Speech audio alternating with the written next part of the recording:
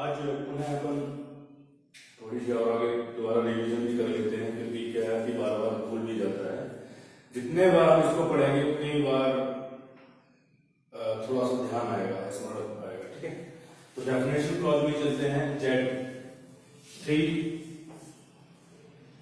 1 से लेकर 3 सेक्शन 3 1 से A2, ठीक है, जेड तक हमने बता दिया। जेड के बाद इसमें क्या है, 3 और है, जेड ए, जेड बी और जेड सी। ये डेफिनेशन ये सेक्शन 3 के अंतर्गत है ना। तो सेक्शन 3 सब क्लॉज 1 के अंतर्गत जेड ए और जेड ए के अंतर्गत भी ए बी सी डी है। इसको मैं जल्दी जल्दी बता देता हूं आपको। इसमें है जेड ए में कोई भी SC ST वर्ग के लोगों को, ठीक है, कोई भी SC ST वर्ग को किसी कार्य से बाधित करता है या निवारित करता है, ठीक, उनको रोकता है या निवारित करता है। बाधित मतलब उसके उनके कार्यों में बाधा पहुंचाता है या उनको निवारित मतलब रोकता है, तो वह अपराध पारित करता है। क्लियर। अब जेड ए के अंतर्गत ए, इसके अंतर्गत ए है। अब मैं बताता हूं इसमें कौन कौन से ऐसे कार्य हैं जिसपे हम कोई व्यक्ति निवारित करता है या बाधित करता है इस वर्ग के लोगों को, तो यह अपराध होगा। तो आगे देखना, किसी ऐसे सार्वजनिक संपत्ति पर, पहला क्या होना चाहिए, public property. Okay, public property. इसके अंतर्गत कोई कब्रिस्तान हो सकता है। इसी के अंतर्गत है, अब देखो बहुत सारा है, इसलिए मैं बता देता हूं। कोई भी ऐसे व्यक्ति जो SC ST व्यक्ति के कार्य में निवारित करता है या बाधित करता है, तो वह इस धारा जेड ए के अंतर्गत ए के अपराधी होगा। जैसे कि पब्लिक प्रॉपर्टी में उसको रोकता है, कब्रिस्तान जाने में रोकता है या उसके उपयोग करने में रोकता है, जो सार्वजनिक तौर से कब्रिस्तान है। किसी सरिता, झरना, कुआं, तालाब, कुंड, नल या अन्य जलीय स्थान, मतलब टोटल ये मान लीजिए कि कोई भी ऐसे जल स्रोत जो सार्वजनिक तौर पे है, पब्लिक प्राइवेट नहीं है, सार्वजनिक कोई भी जल स्थान जहां पर इन व्यक्तियों को रोकते हैं, टोकते हैं, बाधित करते हैं, तो अपराध करते हैं। इसमें स्पष्ट है, झरना, कुआं, तालाब, कुंड, नल और अन्य जलीय स्थान। स्नान घाट भी है, स्नान घाट और सार्वजनिक परिवहन। अब जल के साथ में आ गया सार्वजनिक परिवहन, सड़क या मार्ग। ठीक, क्लियर हो गया। जेड ए के अंतर्गत कोई भी ऐसी सार्वजनिक संपत्ति, कब्रिस्तान और जितने भी जलीय स्थान है जो सार्वजनिक है, वो कोई भी सड़क और कोई भी परिवहन या मार्ग, इस पे बाधित करता है तो वह अपराध करता है। आगे देखते हैं जेड ए के अंतर्गत बी। ओके, बी में है, जब कोई इस वर्ग के लोग कोई विवाह कार्य करते हैं, विवाह कार्य करने पर उनके साइकिल, वाहन, घोड़े या उस मार्ग जिस मार्ग से वो लेकर दूल्हे को जाते हैं उसमें यदि बाधित करते हैं, रोकते हैं, तो वह अपराध कार्य करते हैं। ठीक है। या फिर ऐसे कोई भी शोभा यात्रा है, कोई शोभा यात्रा ले जाते हैं कभी उस मार्ग से, और उस मार्ग में इस वर्ग से हटकर जो अन्य वर्ग है वो बाधित करता है या रोकता है, तो अपराध कार्य करता है। क्लियर। आगे देखते हैं ई। बी के बाद ई आ गया, सॉरी ए बी सी। सी में है किसी धार्मिक स्थान, सामाजिक स्थान, मतलब कोई ऐसे धार्मिक स्थान है, ये सामाजिक स्थान है जहां पर सभी लोग एकत्रित होते हैं। ऐसा कोई मतलब क्लियर है कि इस वर्ग के लोगों को ऐसे धर्म में जो कि वो उस धर्म से संबंध रखते हो, उस धर्म से संबंध रखते हो और उस धर्म में इनको रोका जाता है जाने के लिए, उस सार्वजनिक स्थान में मिलने के लिए रोका जाता है, कोई शोभा यात्रा चल रही है उसमें रोक दिया जाता है, तो वह अपराध कारित करते हैं। आगे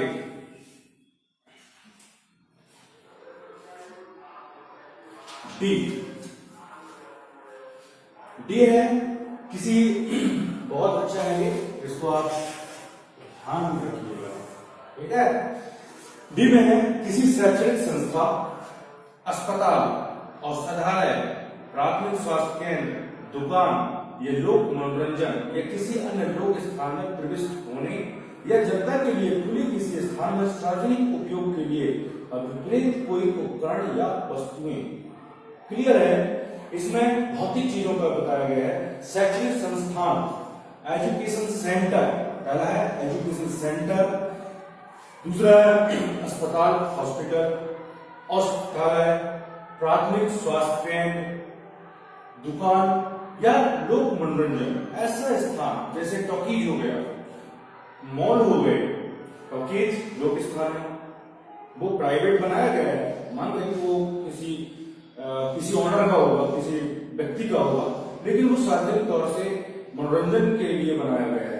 और वहां पर यदि कोई रोकते हैं, किसी वर्ग विशेष के द्वारा रोका जाता है कि आप मॉल पे या इस पिक्चर को नहीं देख सकते, इस मूवी को नहीं देख सकते, आपके लिए यहाँ कोई साधन नहीं है, नहीं आ सकते आप, किसी विशेष वर्ग से बिलोंग करते हैं, ऐसा व्यवहार किया जाता है, तो वह इस धारा Z1 के सी के अंतर्गत अपराध कारित करता है, ठीक, क्योंकि वो लोक स्थान है, उसको लोक स्थान ही माना जाएगा सभी के लिए, सार्वजनिक रूप से। अस्पताल में रोका जाता है, शैक्षणिक संस्थान में भेदभाव की जाती है इस बात को लेकर, तो वो अपराध कारित करते हैं, ठीक। आगे देखते हैं ई में है प्रोफेशन के विषय से दिया गया, ठीक है। प्रोफेशन देखना, प्रोफेशन में कैसे कैसे आएगा,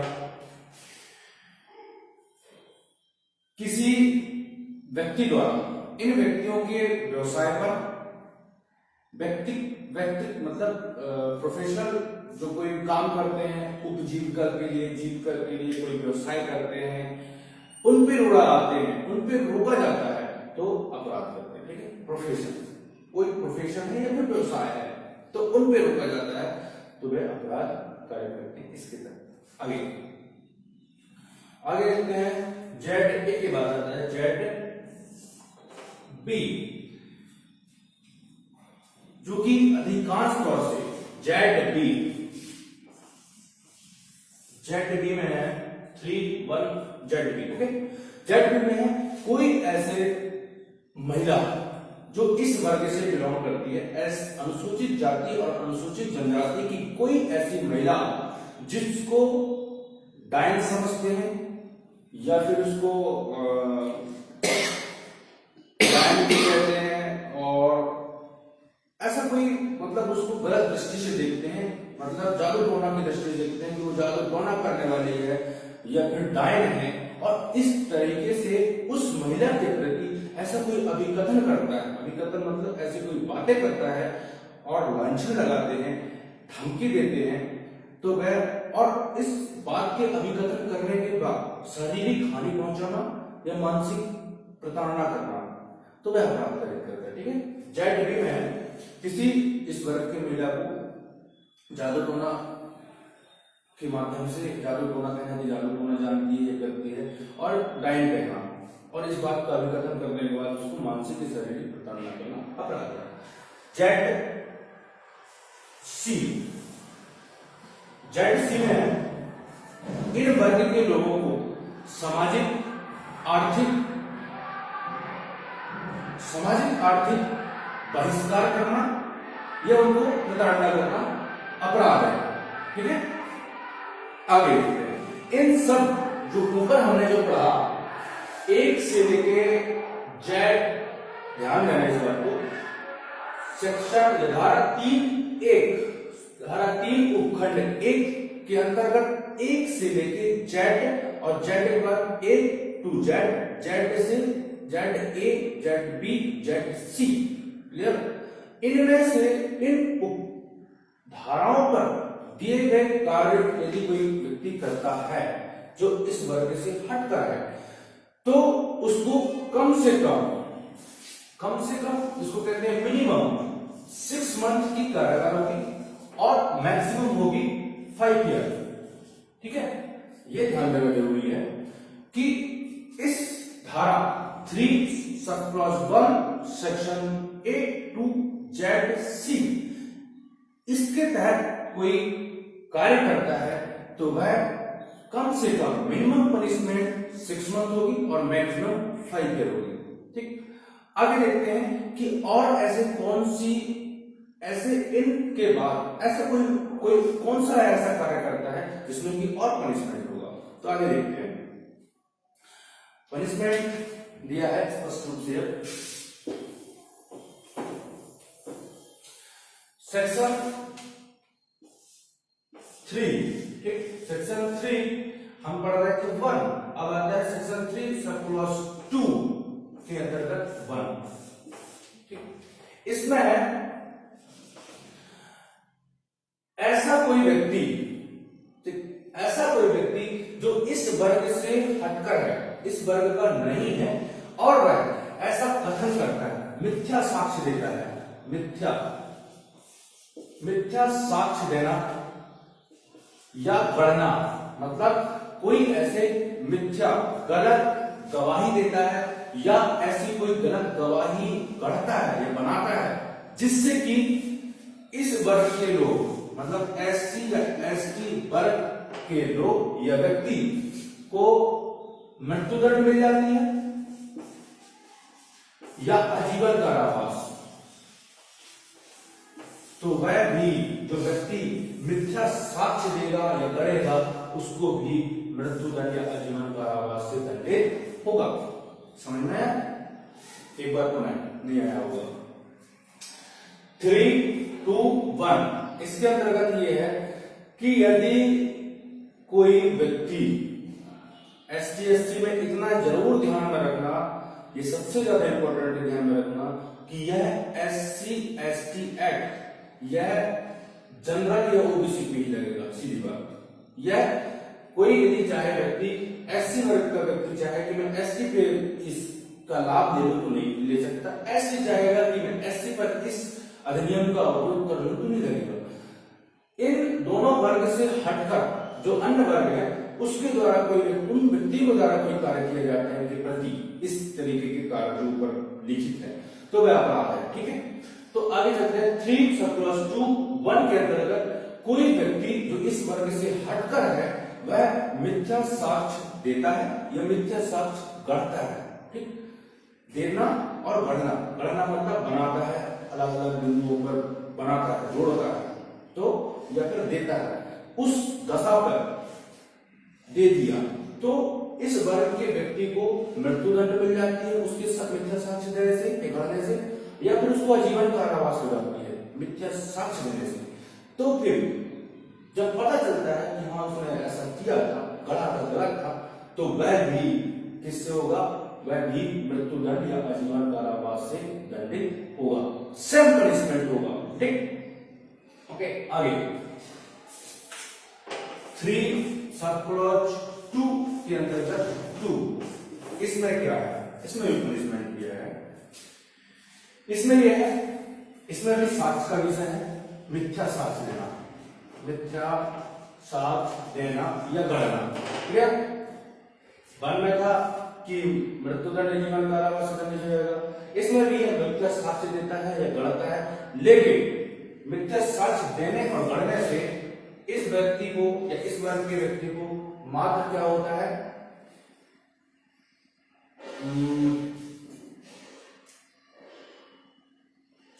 इसमें है 7 वर्ष की पनिशमेंट होती है, 7 ईयर की, 7 वर्ष की यदि सजा होती है मिथ्या साक्ष्य देने गढ़ने से, तो जो व्यक्ति देगा, मिथ्या साक्ष्य देगा या गढ़ेगा उसको भी 7 वर्ष की सजा होगी। ठीक, मतलब सेम इक्वल है, मिथ्या साक्ष्य देना है गढ़ने से। आगे देखते हैं 3, 2, 3 इसमें यह है द्वारा, किसी व्यक्ति का अर्थ निराला इससे हटके, किसी व्यक्ति द्वारा इन व्यक्तियों की, SC ST वर्ग के व्यक्तियों के संपत्ति को, संपत्ति यहां आती है प्रॉपर्टी, प्रॉपर्टी को नुकसान करने का या विस्फोट करने, मतलब विस्फोट या अग्नि सामग्रियों द्वारा नुकसान करने के आशय से कार्य किया जाता है, तो वह कम से कम 6 माह का और 7 वर्ष या फिर अधिकतम 7 वर्ष का पनिशमेंट होगा। ठीक। अग्नि या किसी ऐसे विस्फोटक सामग्री द्वारा, मतलब यहां अग्नि आ गया, अग्नि या विस्फोटक सामग्री द्वारा इनके प्रॉपर्टियों को नुकसानकारित करता है या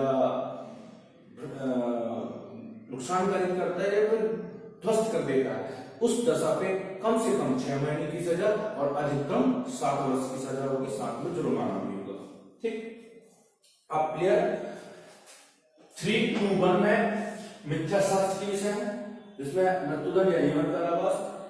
322 में मिथ्या साक्ष्य भी इसमें है, इसमें भी 7 वर्ष रहेगी। ठीक। 323 पे है संपत्ति नुकसान करने पर अग्नि या विस्फोटक सामग्री द्वारा, तो उस कंडीशन पे 6 मिनिमम 6 मंथ और मैक्सिमम 7 ईयर। आगे देखते हैं। चौथा,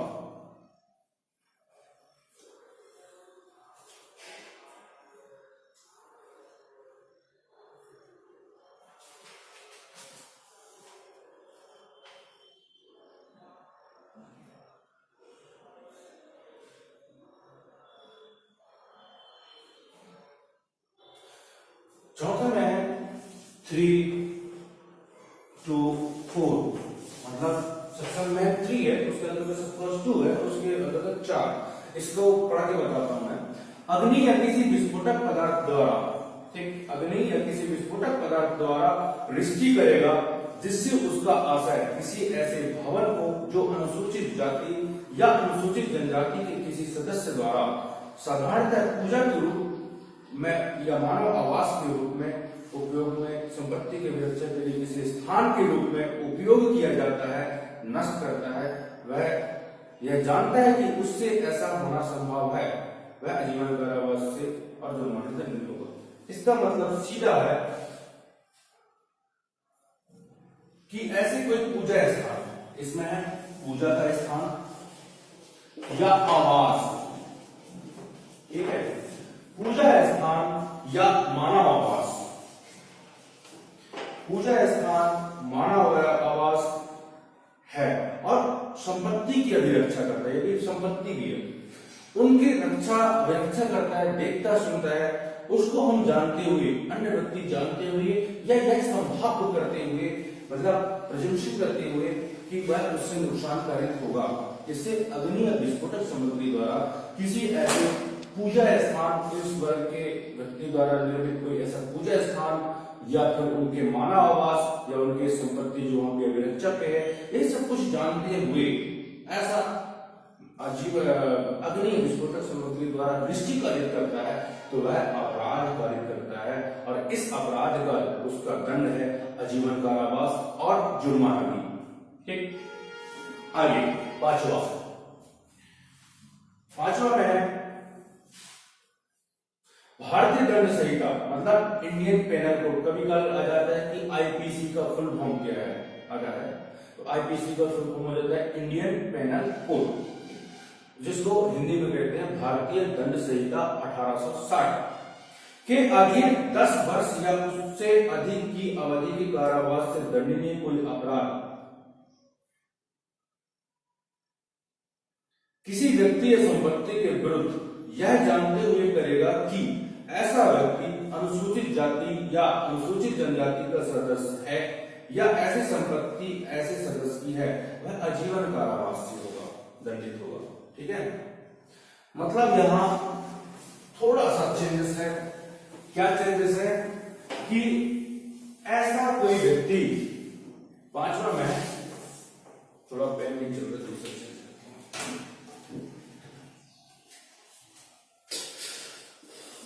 आईपीसी इंडियन पेनल कोड 1860, इसके तहत कोई व्यक्ति को 10 वर्ष की पनिशमेंट होती है। माना कि किसी अपराध में किसी व्यक्ति को इंडियन पेनल कोड के तहत 10 वर्ष की सजा होती है किसी अपराध में, ठीक है, तो उसको 10 वर्ष मिलती है। लेकिन वह व्यक्ति या वह अपराधी यह जानते हुए कि यह जो अपराध हम कर रहे हैं, कोई से भी अपराध, वह एससी या एसटी वर्ग के विरुद्ध कारित है, तो वह 10 वर्ष का सजा ना होगा, वह आजीवन कारावास होगा। ठीक, ये परिवर्तन थोड़ा सा क्या परिवर्तन है कि आईपीसी के तहत यदि कोई अपराध कारित करते हैं और कोई नॉर्मल व्यक्ति कोई अपराध कारित करता है, उसको 10 वर्ष की सजा होगी। लेकिन वह इस आशय के साथ कि वह एसटी एससी वर्ग का व्यक्ति है और इसके बाद फिर वह अपराध कारित करता है, तो वह 10 की जगह वह आजीवन कारावास और जुर्माने से दंडनीय होगा। आगे इसको मैं कंप्लीट कर देता हूं।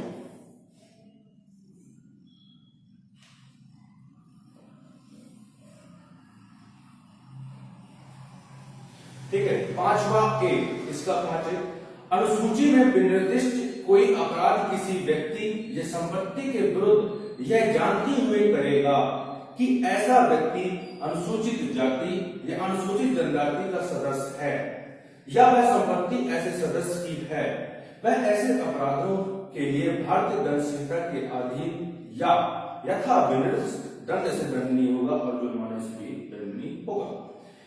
6वां में है यह जानते हुए या विश्वास करने का कारण रखते हुए कि इस अध्याय के अधीन कोई अपराध किया गया है, वह अपराध किए जाने के किसी साक्ष्य को अपराधी को विधिक दंड से बचाने के आशय से गायब करेगा या उस आशय से अपराध के बारे में कोई ऐसी जानकारी देगा जो वह जानता है या विश्वास करता है वह मिथ्या है, वह उस अपराध के लिए बंधित दंड से दंडनीय होगा।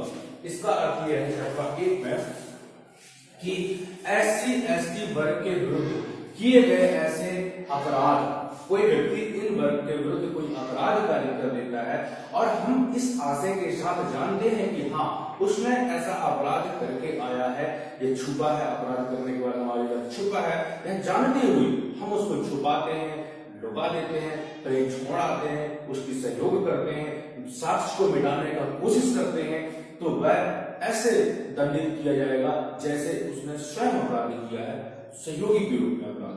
ठीक है, तो उसको भी उस जो अपराध किया है व्यक्ति ने, तो उस अपराध के तहत दंडनीय होगा। जैसे कि सेक्शन कौन सा था, 3(1)D था, शायद DSC था, जिसमें मुंडन करने का प्रावधान था। 1 मिनट बताता हूं मैं।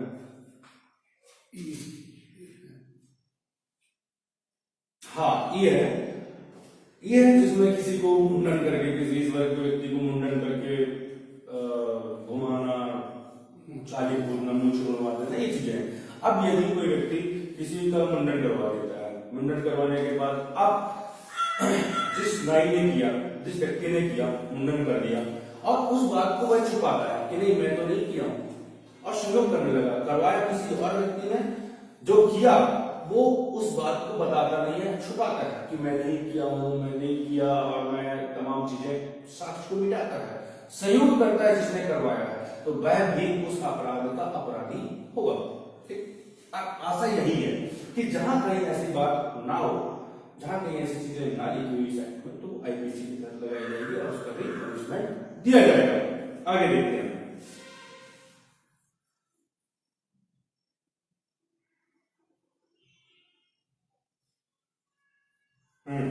ये क्वेश्चन दिया गया था पिछले बार, लगभग थोड़ा सा ध्यान है। ऐसा कोई लोक सेवक, पब्लिक सर्वेंट, ठीक है, लोक सेवक अधिकांश तौर से कहां से लगाया जाता है? लोक सेवक का अर्थ कभी कभी पूछ देता है कि लोक सेवक किसको मानेंगे, कौन है पब्लिक सर्वेंट? पब्लिक सर्वेंट यह हमारे भारतीय दंड संहिता आईपीसी के सेक्शन 21 धारा 31 में जो लोक सेवक के बारे में बताया गया है कि कौन कौन लोक सेवक है, वह इसके तहत लगाया जाएगा। ठीक है, और इसके बाद 7वां में है इसी के ST एक्ट के कि कोई ऐसे लोक सेवक, ठीक है, पब्लिक सर्वेंट, ऐसा कोई लोक सेवक जो इसके तहत अपराध कार्य करता है, इस धारा के तहत अपराध कार्य करता है, वह कम से कम उसकी 1 वर्ष की सजा होगी, कम से कम 1 वर्ष की सजा,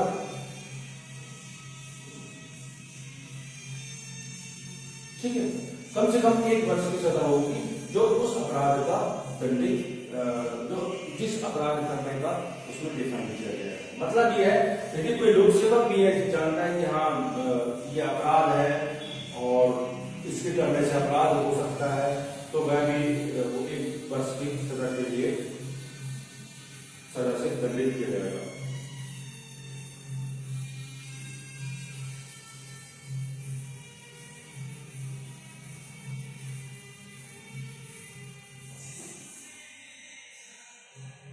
ठीक है, ये हो गया 7वां में कि लोक सेवक अपराध के बारे में जानता है और करता है तो 1 वर्ष की होगी। ऐसे ही है सेक्शन 4 में, इसको और बता देता हूं। सेक्शन 3 कंप्लीट हो गया अपना। इसमें हमारा सेक्शन 3 इसलिए ज्यादा इंपॉर्टेंट है क्योंकि इसमें अपराध, कौन कौन से कार्य अपराध है उसके बारे में विस्तार से बताया गया है, और उसके बाद अपराध के साथ साथ उसकी सजा कितनी होगी वो भी बता दिया गया। दोनों चीजें हैं, अपराध के बारे में कौन कार्य अपराध है और कौन नहीं है वो बता दिया, और इसके बाद सजा क्या है वो भी बता चुका। अब आते हैं सेक्शन 4। सेक्शन 4 में कर्तव्य उपेक्षा के लिए दंड, मतलब कोई व्यक्ति जो अपना कर्तव्य नहीं करता, ठीक है, कोई पब्लिक सर्वेंट, कोई लोक सेवक अपने पद पर रहते हुए और वह अपना कार्य नहीं करता, जो कार्य उसको दिया गया है वह कार्य नहीं करता, उसके लिए दंड क्या होगा।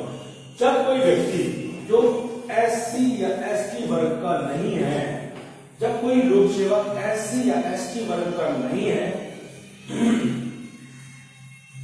और इस अधिनियम के तहत कोई ऐसा कार्य करता है, कोई ऐसे कार्य जानबूझकर करता है, ठीक है, यहां जानबूझकर है, जानबूझकर आशय के साथ कि हाँ मैं यदि इसकी सहयोग नहीं किया तो इसका फायदा होगा, अपराधी का फायदा होगा, तो कम से कम 6 माह की सजा काटेगा, कम से कम उसकी 6 माह की सजा होगी और अधिकतम 1 वर्ष की होगी। इसमें आपको थोड़ा सा डाउट होगा कि लोक सेवक अपने कार्य से विरत रहता है तो कैसे सजा होगी। तो देखो SC ST वर्ग का लोक सेवक ना हो, वह अन्य वर्ग का लोक सेवक हो, और वह व्यक्ति जो अन्य वर्ग का लोक सेवक है वह यह जानता है कि हाँ इस कार्य को ना करने से या इस कार्य को मैं अपने कार्य को ना करूं तो इस वर्ग के लोग या व्यक्ति को नुकसानी होगी, हानि होगी, तो वह कम से कम 6 माह की सजा काटेगा और अधिकतम 1 वर्ष का। फॉर एग्जाम्पल यदि मैं कहूं कि जैसे कि वो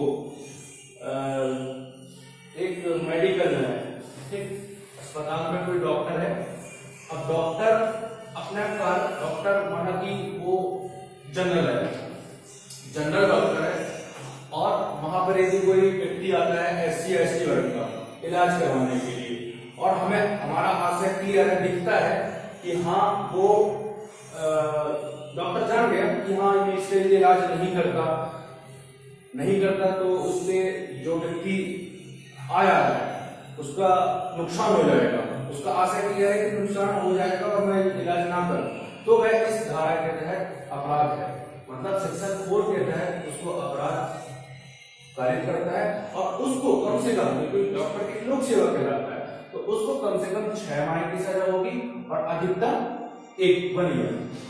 ठीक है, तो सेक्शन 3 से लेकर सेक्शन 4 क्लियर। सेक्शन 5 में हम पढ़ेंगे कल कि क्या कैसा है।